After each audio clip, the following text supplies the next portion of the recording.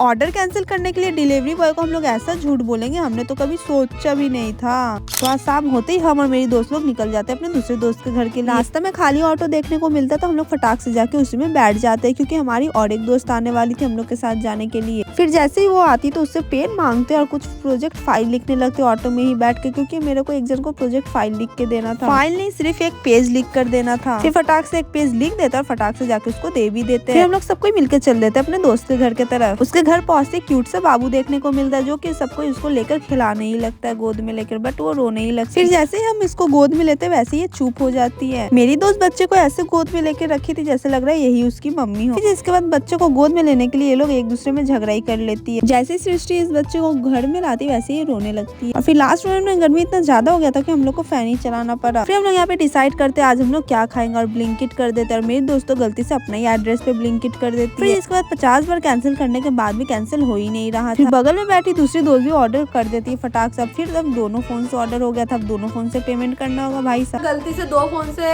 एक ही सामान ऑर्डर हो चुका, हम लोग के पास पैसा नहीं है जो पे कर। फिर हम लोग सोचे जैसे ब्लिंकिट वाले अंकल फोन करेंगे वैसे ही ऑर्डर कैंसिल कर देंगे। फिर ब्लिंकिट वाले भैया से कोई बात ही करना नहीं चाह रहा था। फिर एट द एंड सृष्टि बात करती है।